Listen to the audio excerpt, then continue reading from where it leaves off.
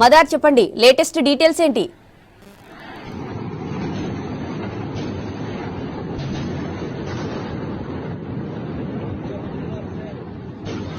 Operation Sindoor పేరుతోటి Bharat attack అనేది కూడా చేసింది. పాకిస్తాన్లోని టెర్రరిస్టులకు సంబంధించినటువంటి హైడౌట్లను లక్ష్యంగా చేసుకొని టాప్ టెర్రరిస్టులకు సంబంధించి వారి తలదాచుకుంటున్నటువంటి ప్రాంతాలనే లక్ష్యంగా చేసుకొని ఈ మెరుపు దాడికైతే భారత్ దిగింది. అది కూడా అర్ధరాత్రి 1:44 భారత్ ఈ మెరుపు దాడికైతే పాల్పడింది. సుమారు పాకిస్తాన్ అలాగే పాకిస్తాన్ ఆక్యుపైడ్ కాశ్మీర్లోని 9 ప్రాంతాలను లక్ష్యంగా చేసుకొని రఫేల్స్ అలాగే స్కాల్ప్ అండ్ హ్యామర్ మిసైల్స్ తోటి దాడికైతే దిగింది. డ్రోన్స్ ను కూడా వాడినట్లుగా భారత ప్రభుత్వం ప్రకటించింది. దానికి సంబంధించినటువంటి దాడి ఆపరేషన్ సింధూర్ కు సంబంధించి దాడి చేసిన తర్వాత ఇండియన్ ఆర్మీ కావచ్చు అలాగే ఇండియన్ డిఫెన్స్ కి సంబంధించినటువంటి అఫీషియల్ ఎక్స్ ఖాతాలో కూడా దాడి చేసినటువంటి అంశాలను ధృవీకరిస్తూ పోస్టులు అనేది కూడా పెట్టింది. కీలకంగా న్యాయం జరిగింది అనేటువంటి అంశాన్ని కోట్ చేస్తూ ఆపరేషన్ సింధూర్ దీనికి సంబంధించినటువంటి మెరుపు దాడికి సంబంధించి ఆపరేషన్ సింధూర్ పేరుతోటి దాడి చేసినట్లుగా కన్ఫర్మ్ అనేది కూడా భారత ప్రభుత్వం నుంచి అఫీషియల్ గానే కన్ఫర్మేషన్ వచ్చింది.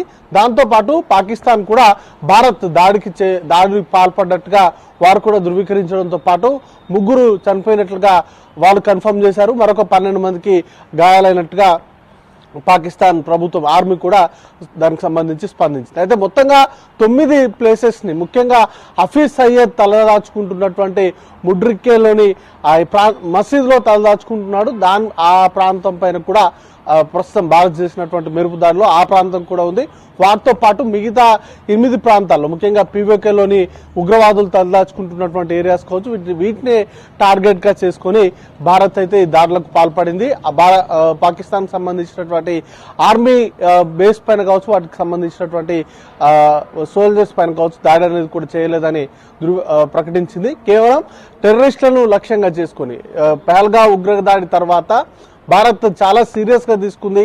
ఆ ఇష్యూకి సంబంధించి టెర్రర్ అటాక్ సంబంధించి ఎవరైతే దాంట్లో పాల్గొన్నారో వారు కావచ్చు లేకపోతే వారికి ఆశ్రయం ఇచ్చినటువంటి వారు కావచ్చు ఖచ్చితంగా శిక్షను అనుభవించి తీరాల్సిందే అనేటువంటి దిశగానే భారత్ అడుగులు వేసింది. దానిలో భాగంగానే ఆల్మోస్ట్ 10-12 రోజుల నుంచి కూడా అనేక సమావేశాలను నిర్వహించింది. ఏ క్షణాన్నైనా యుద్ధం వచ్చేటువంటి అవకాశం ఉంది 2 దేశాల మధ్య. అట్లాంటి సిచ్యువేషన్స్ అనేది కూడా మౌంట్ అయ్యాయి. ఈ రోజు ఏకంగా డ్రిల్స్ దేశవ్యాప్తంగా డ్రిల్స్ కూడా నిర్వహించాలని ఇప్పటికే నిర్ణయం అనేది కూడా తీసుకుంది. ఆలోపే ఈ నిన్న అర్ధరాత్రి వేళ ఈ మెరుపు దాడికైతే భారత్ పాల్పడింది. దీంట్లో మరికొంతమంది కూడా మరణించేటువంటి అవకాశాలు ఉన్నాయి. పాకిస్తాన్ నుంచి కూడా రివర్స్ అటాక్లు అనేది కూడా జరిగేటువంటి అవకాశం ఉన్న నేపథ్యంలో ఇప్పటికే బార్డర్స్ వెంబడి కవ్వింపు చర్యలకు పాల్పడుతూనే ఉంది 12 రోజులుగా. ఇప్పుడు ఈ రోజు కూడా తెల్లవారుజామున భారత పోస్టులే లక్ష్యంగా చేసుకుని పాకిస్తాన్ మరొకసారి కవ్వింపు చర్యలకు పాల్పడింది. అయితే నిన్న మనం చేసినటువంటి భారత ప్రభుత్వం చేసినటువంటి అటాక్ ఈ రోజు పాకిస్తాన్ నుంచి కూడా అటాక్స్ ఉండేటువంటి అవకాశాలు ఉన్న నేపథ్యంలో సరిహద్దుల వెంబడి ఎయిర్ డిఫెన్స్ కు సంబంధించినటువంటి వ్యవస్థ పూర్తి స్థాయిలో పటిష్టం అనేది కూడా చేశారు. మిగతా ఏ రకంగా పాకిస్తాన్ నుంచి దాడులు ప్రారంభమైనా లేకపోతే వాటిని తిప్పికొట్టేందుకు పూర్తి స్థాయిలో భారత ప్రభుత్వం సన్నద్ధంగా ఉంది. ఇప్పటికే ఈ ఆపరేషన్ సింధూర్ ని కూడా 3 త్రివిధ దళాలకు సంబంధించిన ఆఫీసర్స్ కావచ్చు లేకపోతే కోఆర్డినేషన్ తోటి ఈ ఆపరేషన్ సింధూర్ అయితే భారత్ సక్సెస్ఫుల్ గా నిర్వహించింది. వాటికి సంబంధించి మరికొన్ని పాకిస్తాన్ నుంచి కూడా దాడులు జరిగేటువంటి అవకాశం ఉన్న నేపథ్యంలో వాటిని డిఫెండ్ చేయడానికి కావచ్చు లేకపోతే ప్రతిదాడులు చేసేందుకు కావచ్చు పూర్తి స్థాయిలో భారత్ సన్నద్ధంగా ఉంది.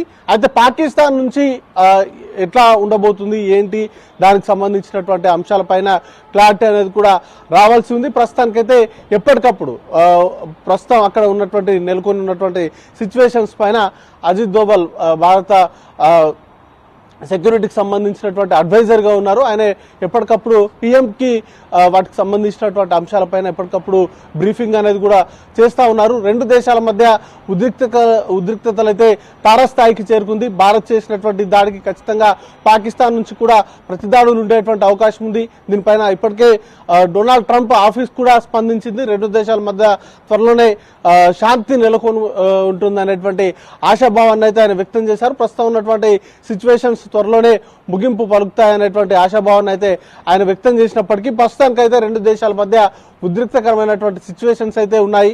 భారత్ నుంచి ముఖ్యంగా రఫేల్స్ తోటి అలాగే స్కాల్ప్ అండ్ హ్యామర్ మిసైల్స్ తోటి దాడులకు పాల్పడడం కావచ్చు, లేకపోతే ముఖ్యంగా టెర్రరిస్టులకు సంబంధించి ఎన్నో రోజుల నుంచి కూడా భారత్ ఆరోపణలు చేస్తూ ఉంది. పాకిస్తాన్ లోనే ముఖ్యంగా దేశంలో జరిగినటువంటి అనేక ఉగ్ర దాడుల్లో వెనుక ఉన్నటువంటి కీలక మాస్టర్ మైండ్స్ గా చెప్పబడేటువంటి హఫీజ్ సయ్యద్ లాంటి వాళ్ళకి పాకిస్తాన్ ఆశ్రయం ఇస్తుంది. వాటికి సంబంధించినటువంటి అంశాలపైన అనేక మార్లు ఆరోపణలు చేసింది. ఇప్పుడు వారికి సంబంధించి వారు ఎక్కడెక్కడైతే తలదాచుకుంటున్నారో వాటికి సంబంధించినటువంటి స్థావరాలే లక్ష్యంగా చేసుకుని భారత్ అయితే ఈ దాడులకు పాల్గొంది.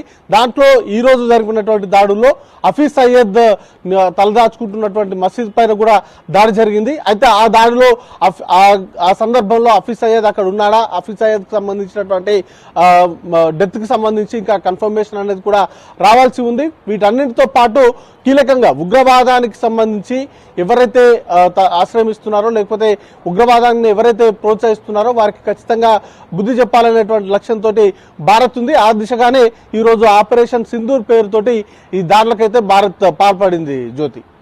రైట్ మదార్.